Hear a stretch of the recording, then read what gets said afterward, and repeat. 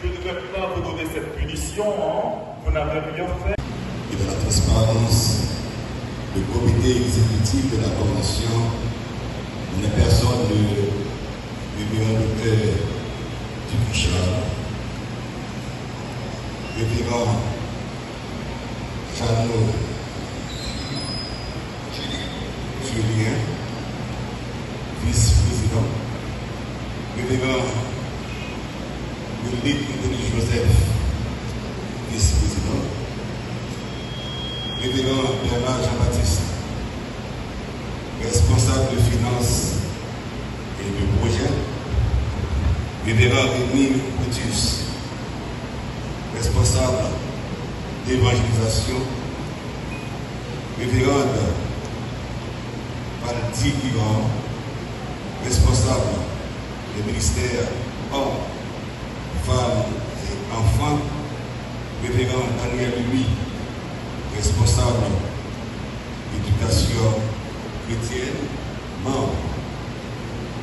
Vu que ces élus ont entendu et accepté publiquement les charges inhérentes à leur fonction de membre du comité exécutif de la Convention Baptiste d'Haïti pour la mandature 2025-2028. Vu que les représentants du corps pastoral de la Convention Baptiste d'Haïti et des délégations des églises et missions présentes aujourd'hui, réaffirmant leur confiance dans leurs élus, ce qui est un témoignage vibrant de leur légitimité. Environné d'une cyclone muée de témoins, la commission d'investiture et de consécration du Père, du Fils et du Saint-Esprit, par mon organe, déclare que le comité exécutif élu, composé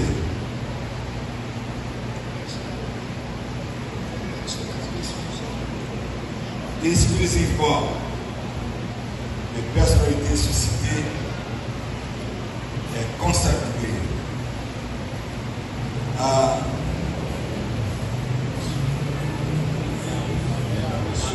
a reçu son investiture pour être au service de Dieu et de son peuple, ce pour la manifestation de sa gloire et le développement du ministère de la Convention Baptiste d'Haïti.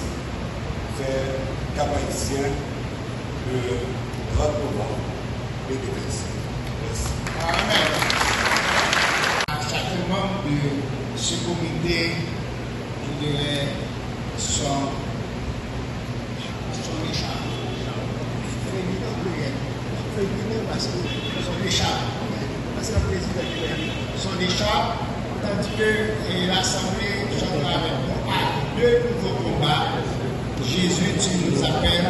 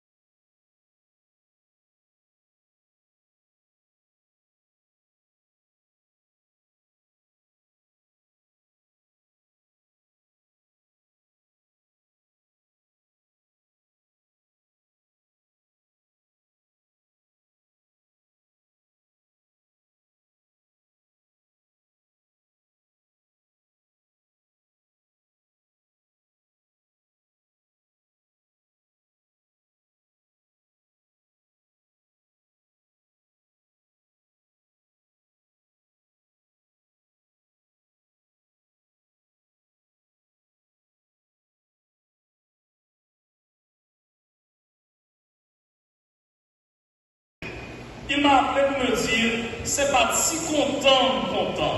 Moi content en pile, et m'a dit merci, m'a dit bon Dieu, merci. À la première église baptiste du Limbé, au sein de laquelle j'ai grandi, notamment au pasteur titulaire, le révérend Ruben Tobi, à pasteur Oniel Toussaint, au diacre et à Michael Pierre qui me conduit souvent. Merci.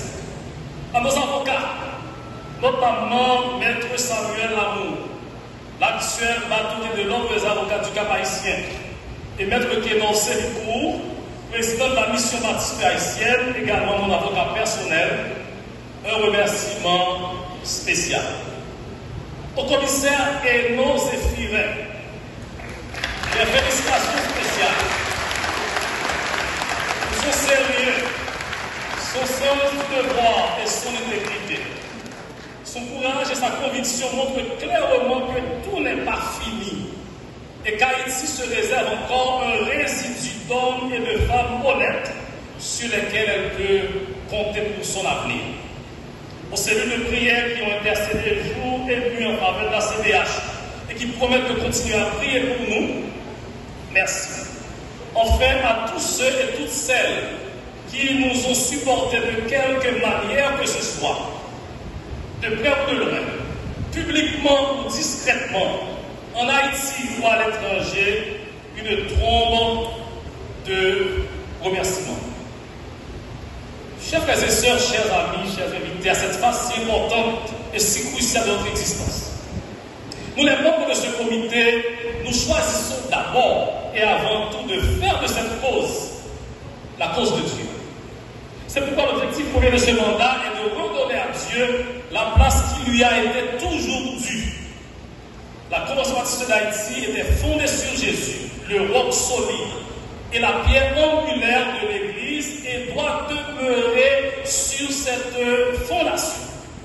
Par conséquent, le nouveau comité choisit de se laisser guider par la parole de Dieu, de ranimer la flamme de l'évangélisation et de l'évangile, le seul espoir pour Haïti, et d'exhiber les valeurs chrétiennes telles que la vérité, l'intégrité, la moralité, la justice et l'unité. L'unité pour nous veut dire tout le monde là-dedans. Voilà pourquoi, à cette investiture si importante, marquant un nouveau départ de notre chère convention, nous annonçons officiellement la réinsertion sans délai des pasteurs d'Asti-Pierre, Gédéon Eugène, Vicchero Jean-Louis, Daniel Sévérin et tout autre ouvrier de la mission qui aurait été si injustement excusé. Le nouveau comité choisit aussi de continuer à œuvrer dans la sphère sociale en promouvant l'éducation par le renforcement des structures de nos institutions universitaires et scolaires. Nous comprenons qu'après Dieu, l'éducation est cette arme qui contribuera le plus au développement humain et celui de notre pays. À côté de l'éducation, nous promettons de continuer à travailler dans la sphère de la santé. Nous nous donnons pour objectif de faire la promotion pour une santé effective. Nous rappelons que lorsque Jésus était sur la terre, il accordait une importance particulière au bien-être total des gens. Les nombreuses miracles de guérison qu'il a fait en sont un témoignage parmi nous. Chers frères et sœurs en Christ, chers invités, chers amis, le nom de notre cartel dans le processus électoral a été les leaders serviteurs. Le leadership serviteur comme théorie a été présenté sur les fonds baptismaux par l'homme d'affaires américain et consultant en leadership Robert Greenleaf au cours des années 70. Cependant, comme fait, phénomène ou pratique, ce modèle a ses racines dans la Bible, plus particulièrement dans le ministère de notre Seigneur et Sauveur Jésus-Christ. D'ailleurs, il avait lui-même déclaré, car le Fils de l'homme est venu non pour être servi, mais pour servir et donner sa vie en rançon pour plusieurs. Par définition, le leader serviteur sert en dirigeant et dirige en servant. Nous, les 7 membres du cartel leader serviteur, notamment les révérends Bernard Jean-Baptiste, Wilming Joseph Métellus, Valzi Durand, Rémi Boutus, Daniel Puy, Jean-Louis Julien et Tuki Charles, devenus aujourd'hui les élus des dernières urnes, ne nous voyons pas comme des chefs, ni des tyrans devant lesquels tout le monde doit couper les chines. Nous nous voyons comme de simples et humbles serviteurs de Dieu, des gens auxquels Dieu a fait grâce, a formé, façonné, équipé pour le servir et servir les autres. Nous comprenons que notre présence dans le comité exécutif n'est pas un job, mais une autre opportunité pour servir, voir une mission, la mission qui est de conduire la barque de cette institution vers un bord de service. Une personne en mission doit inévitablement vouloir accomplir de grandes choses pour Dieu. C'est pourquoi nous avons une grande vision, la vision d'une CPH unie, d'une CPH organisée, d'une CPH modèle, d'une CPH prospère à tous égards. Cependant, notre grande foi en Dieu ne nous servira nullement de prétexte pour ne pas travailler, pour sombrer dans la paresse. Non, nous allons prier, mais aussi nous allons agir avec beaucoup de passion, avec beaucoup de compassion, avec beaucoup de discipline, beaucoup de fermeté. Chers frères et sœurs en Christ, chers amis, chers invités, c'est dans un tel élan qu'aujourd'hui nous recevons les restitutions. C'est dans un tel élan que les yeux fixés sur Jésus, nous prenons la résolution de courir avec persévérance dans cette difficile mais noble carrière qui nous est ouverte. Jésus devant et nos pieds dans l'empreinte de ses pas, nous croyons que ce comité ne peut pas échouer. Jésus devant et nos pieds dans l'empreinte de ses pas, nous sommes prêts à servir.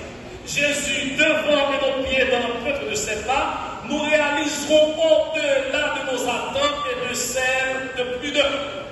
Jésus devant et nos pieds dans l'empreinte de ses pas, la CDH, la Convention baptiste d'Haïti, servira de modèle pour la nouvelle Haïti que nous rêvons tous.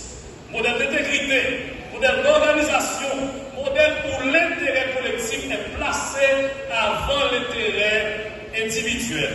Modèle de justice qui seul élève une nation.